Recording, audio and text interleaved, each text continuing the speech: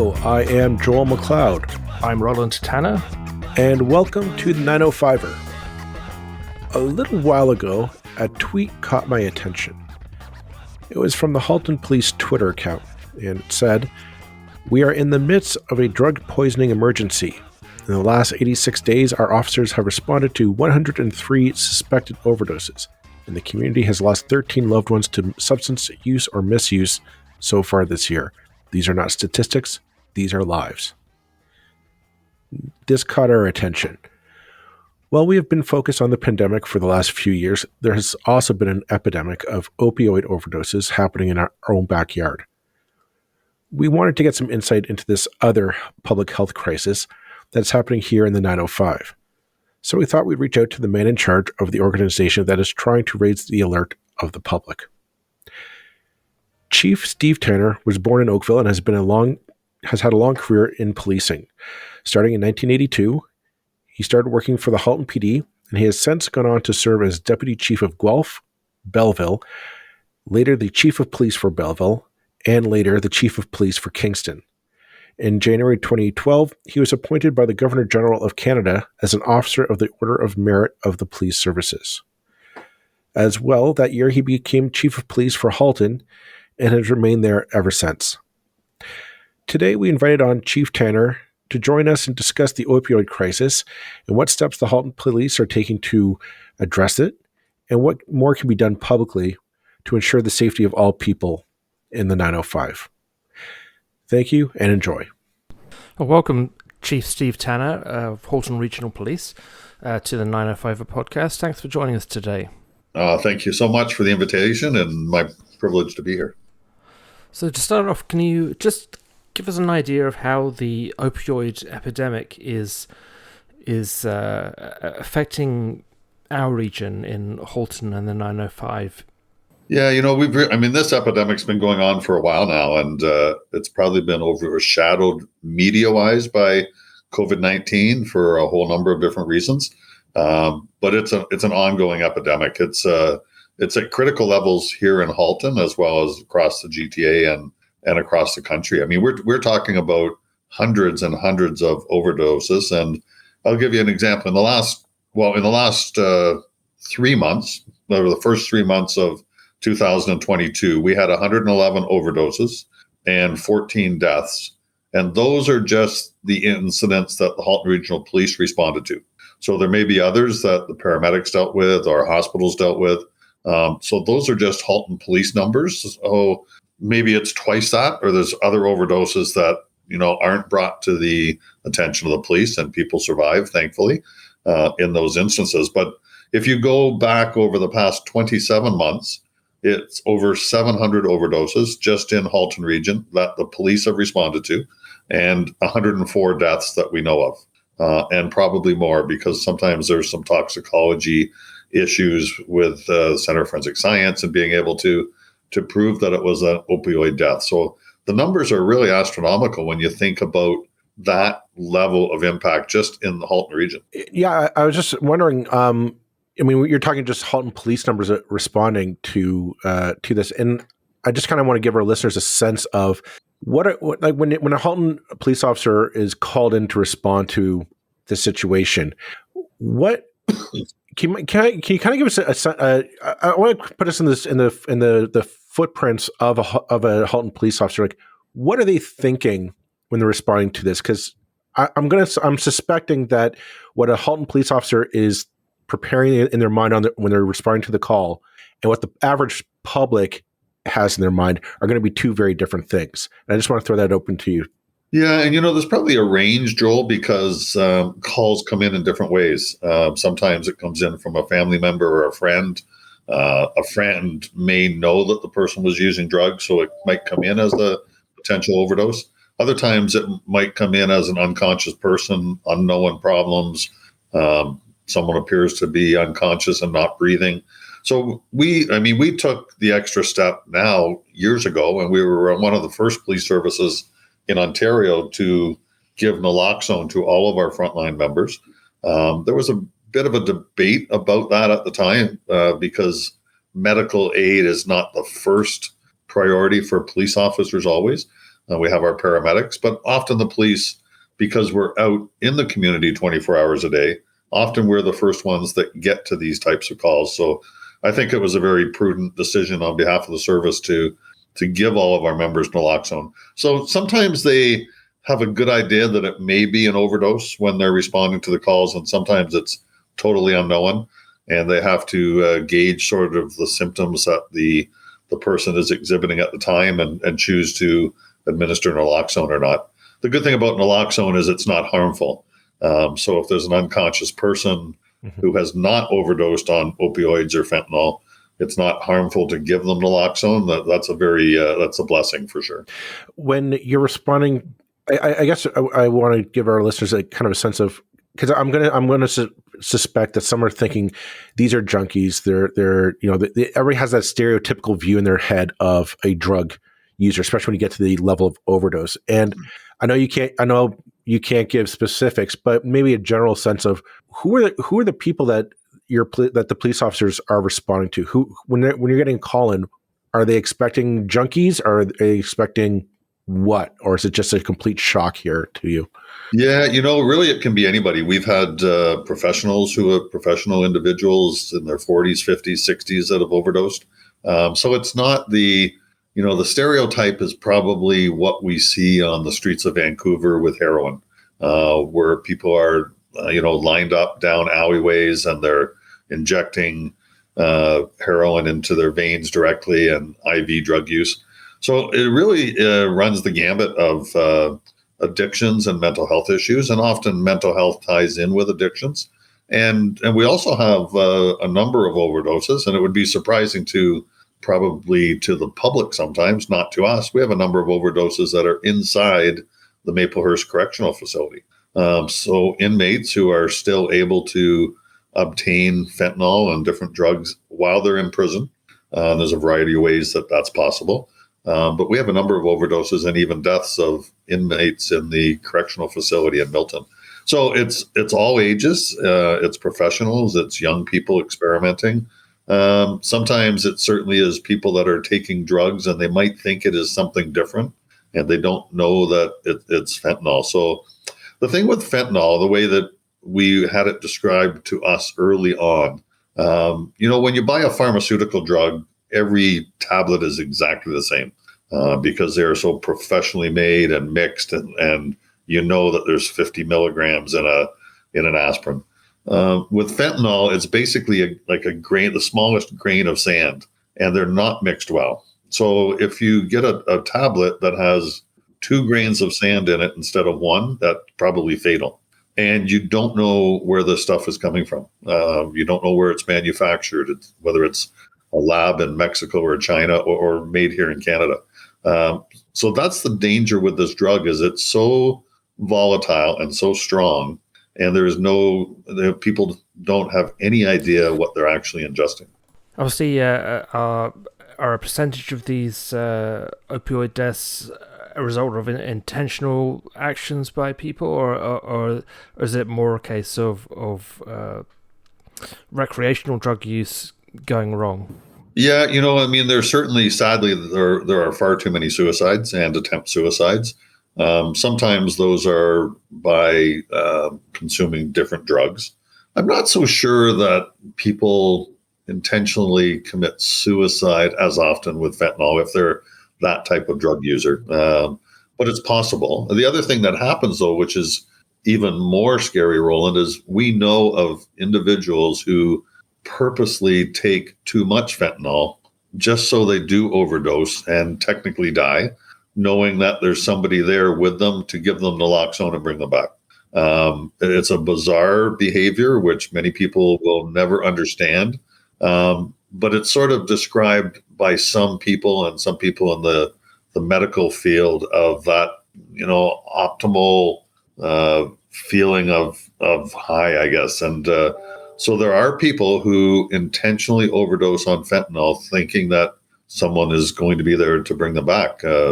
If that's successful, they survive and great, I suppose. But what if that person isn't, doesn't administer naloxone timely enough, or they're also taking drugs? And so there's so many things that can go wrong. And as I said, this drug is so powerful and so unpredictable, and people don't know what the quantity is.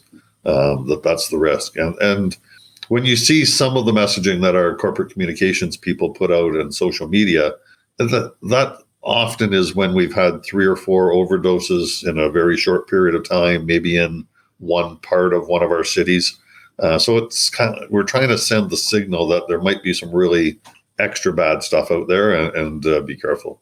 But not everyone's watching our Twitter feed, so we can't reach everyone and tell them that this is dangerous, unfortunately.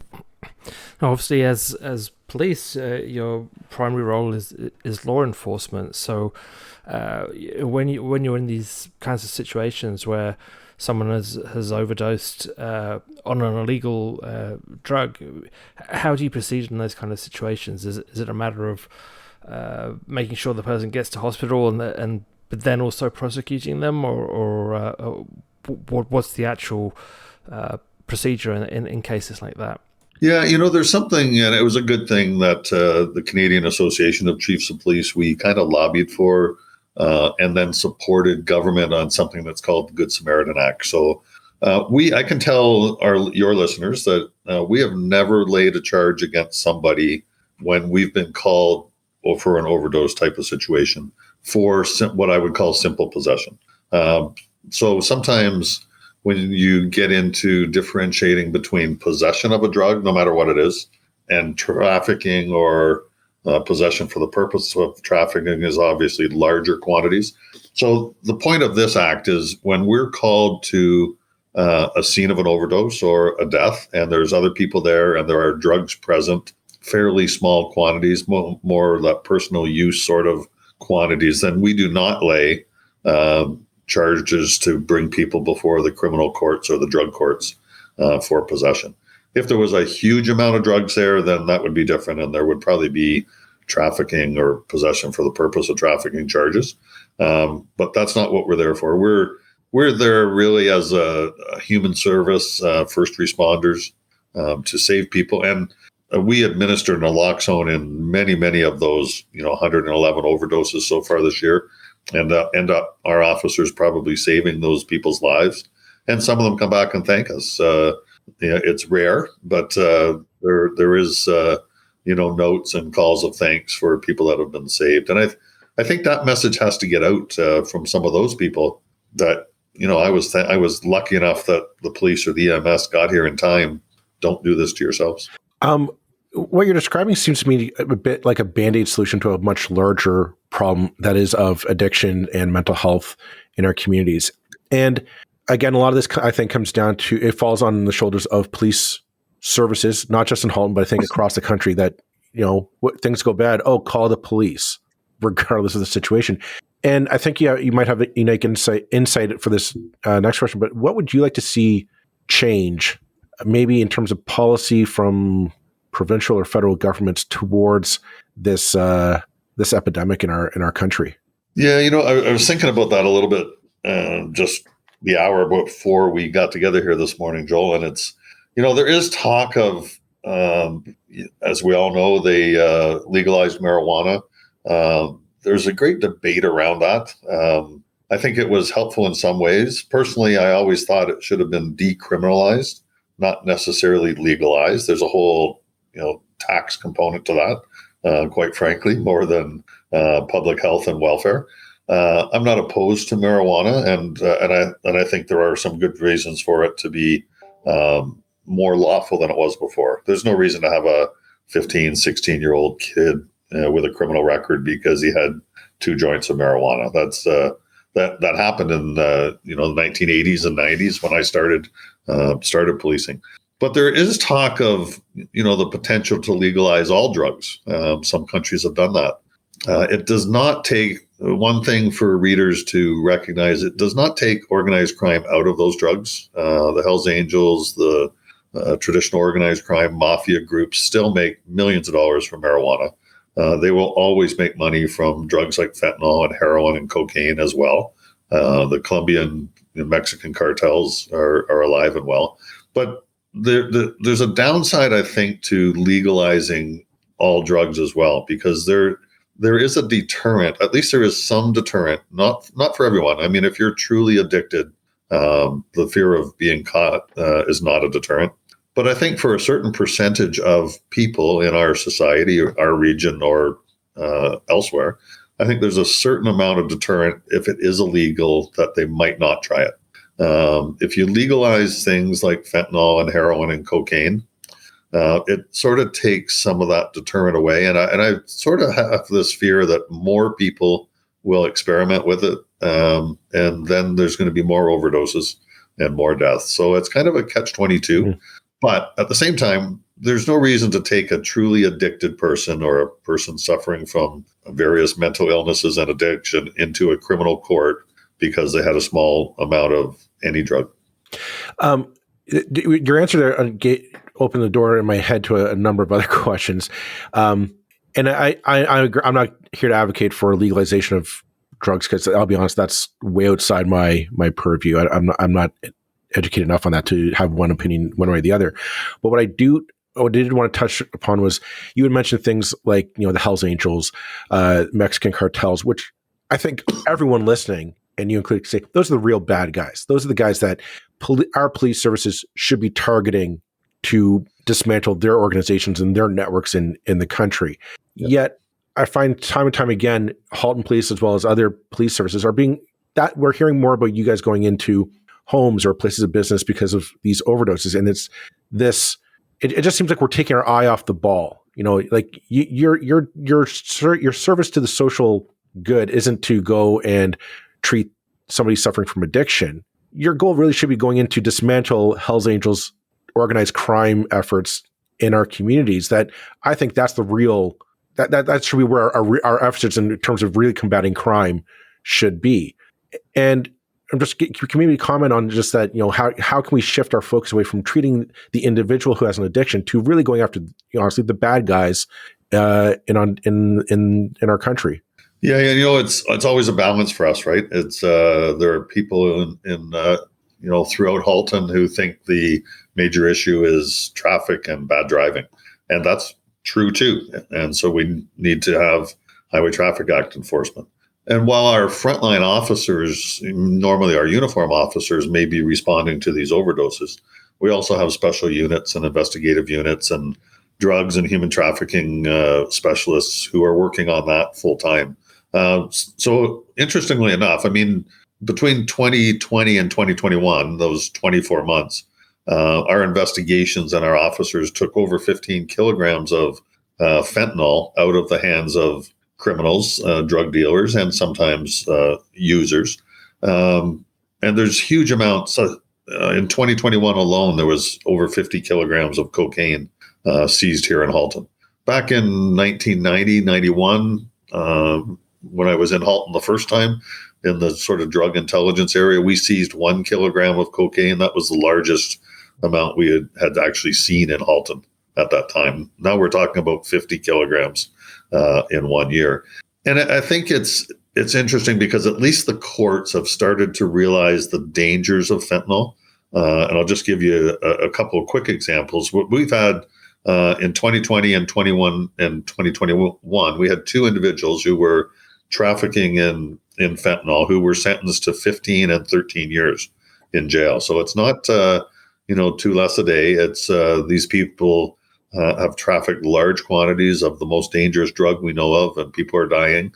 And so the courts are giving good sentences in those cases. So those are major investigations, sometimes joint forces between Halton and other neighboring police services, and also large forfeitures of money and property. In that one case, the individual was sentenced to 13 years and also forfeited $720,000 in cash and other property. So those are the sorts of people that we are also targeting. It's just different people that are doing that work. And I take it these opioids are overwhelmingly manufactured abroad and then imported into Canada. Is that right? Yeah, it's interesting with some drugs, they can't be manufactured here. I have a friend that was with the Canadian Border Security Agency, and they often reminded us when you are seizing cocaine, at some point it came across our border. So we need to, for cocaine and heroin mainly, we need to think about our borders and how it's getting in here. But fentanyl is manufactured. That's why it's a synthetic opioid. So it could be manufactured here by organized crime people, or it can be manufactured. It started out largely from China and then some from Mexico. And there were issues because small quantities could come in the mail, and Canada Post cannot look at every, package that's less than 10 grams or something. I can't remember the amounts, but you could, trickle stuff in. People can order it on the dark web over the internet and have it delivered in different ways. So the thing with fentanyl, it can be manufactured anywhere now, here or abroad, and brought here. So it's definitely an epidemic. And do you think that some of the responsibility for this crisis lies with, originally with the pharmaceutical companies that developed some of these very strong synthetic opioids, and encouraged the medical community to sort of make use of them, and in that way kind of created almost like a gateway drug situation to people becoming addicted and then moving on potentially to even harder narcotics? No, absolutely. I mean, the main example of that is OxyContin. So when oxys were being prescribed to so many people for pain and different things, several years ago now, the original oxy, now there's a neo-oxy, which is supposed to be less addictive, and you can't grind it down and use it in the same way as the original OxyContin. But so many people have their lives ruined by addictions to oxy and then other pharmaceutical drugs that they spun off to, and then those are available illegally on the streets too.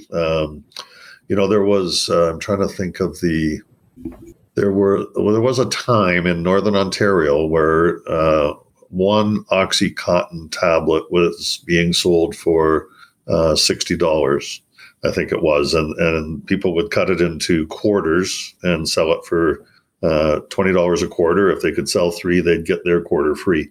But $60 a pill, if you could get it into different communities where addictions were high, or the demand was high, and obviously the money was there somehow. So it's again, it's organized crime. And I was thinking too, when Joel was asking about Hells Angels and Mafia and different things, one of the big players now are the street gangs, and Toronto street gangs. When you read about all the violence and the shootouts and people being gangs murdering one another, it's largely over the drug trade and over like turf wars.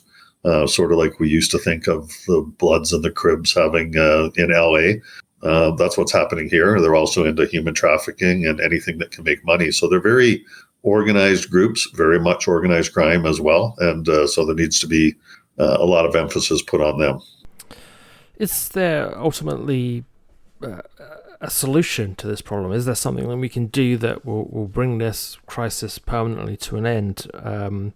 In the past, certainly the case has been made for decriminalization and legalization, that that would perhaps be more effective by taking the money out of the equation. But is there an end point to this?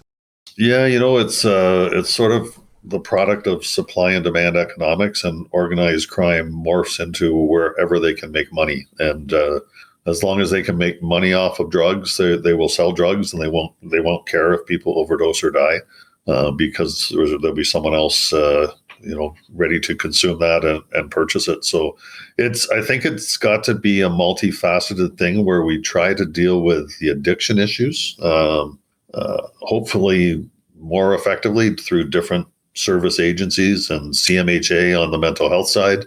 Homelessness probably plays into this, especially in some of the larger cities. That's a bit of a stereotype. We don't have as much homelessness here in Halton, but we do have it, but not to the extent of Toronto or downtown Hamilton. So there are often mental health issues, coinciding with homelessness and then playing into addictions. But we also have to target the major players, and we need to seize as much of these drugs as we can that 15 kilograms of fentanyl could have killed thousands of people if it got into the wrong hands at the wrong time. So unfortunately, there's another 15 or 30 or 50 kilograms that we haven't got, and resources are torn between all the different things that police services do. I sort of think hypothetically in the long run, as the RCMP, reimagine their role in policing across Canada, I'd like to see them involved in a lot of the national issues such as drugs and terrorism, which they do a lot of work, but I think there could be a refocusing if there wasn't. They're sort of split sometimes in other provinces doing municipal policing and a whole bunch of other things. And I think maybe we could refocus some of our national resources on major crimes. Well, I was just going to say we're coming up on a half hour, and usually that's our cue to shut up. But I wanted to give you, Chief Tanner, kind of like the last word here, because somebody might be listening to this podcast and they might know somebody who is using drugs, and they might be concerned for that loved one, and they might be wondering how do we prevent them from having to call the Halton PD or paramedics for a bad day. And maybe I'm going to leave the mic to you, and they might be listening. They might be saying, "Hey, what can I do to help my friend, my wife, my husband, whomever?" Yeah, I think it's the overdose and the deaths from overdoses similar to suicides. Everyone looks back after it happens and says, "What did I miss, and what could I have done differently?" So I would urge anyone who thinks that they have a friend or a loved one or anyone that they think is into dangerous sorts of drugs, maybe fentanyl, maybe not, any reach out might help to reach that person. I think most of us, I think it's human nature, I guess, and certainly in the drug culture, everyone thinks they are immune to these things happening. That might have happened to all those other people. It's not going to happen to me. Most of those people thought that same thing. Then it's too late and you can't go back. So we do urge people, if they are needing to use drugs, don't do it alone. Naloxone is free at pharmacies for people to pick up or for families to pick up. If you think someone in your family or a friend is using drugs, you can have naloxone there. It may save some. And it's sort of, ironically, it's similar to learning CPR in this drug world. So, but I would say anybody could reach out and try to warn people. Maybe that one more warning will be the warning that helps someone reach out for addiction counseling and for mental health counseling if it's necessary. So do all you can to stop people from using drugs. Try to take some precautions if you are using them. And there's no way to know where this stuff is coming from. So you can't trust your drug dealers. You can't trust the people that are manufacturing this stuff. And the only way you can actually be safe is not to touch it. If you are going to touch it, you got to take some precautions. You mentioned something, and I'm going to lie to everyone. That was not the last question. This is the last question. Safe injection sites. What's your opinion on them for Halton?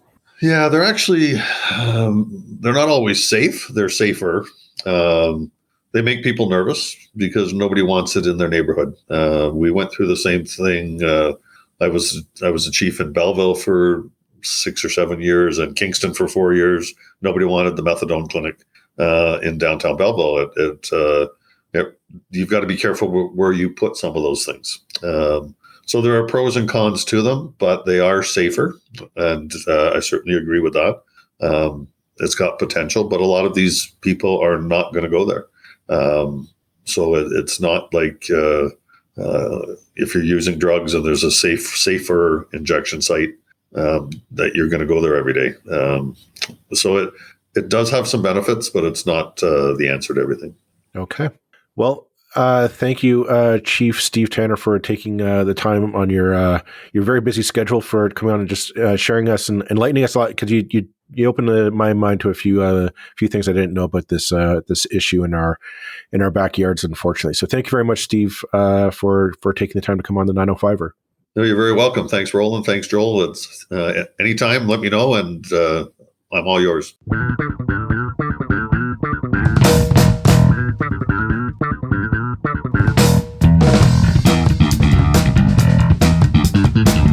That's it for this episode of the 905er. Thank you for listening.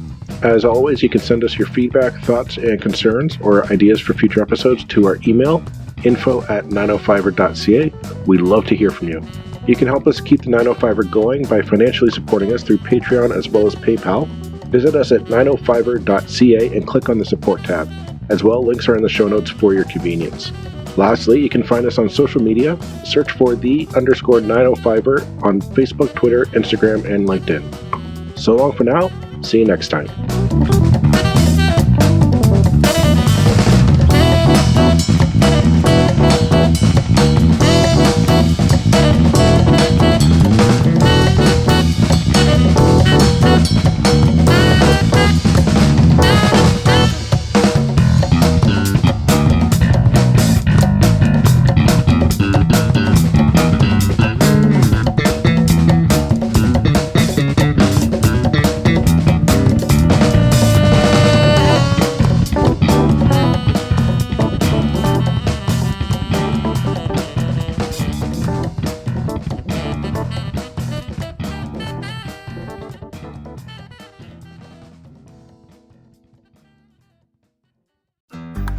Looking to make the most out of this life and optimize your personal wellness? Then check out the Natural Man Podcast. Join me, host Mike C., as we explore all areas of human wellness, physical, mental, and emotional. Learn strategies to optimize your own well-being and be in the driver's seat of your own health. Remember, your doctor works for you. Learn biohacks, neurohacks, ways to improve sleep, and ways to optimize your body and your mind. Check us out on Apple, Spotify, the Fountain app, and at naturalmanpodcast.com.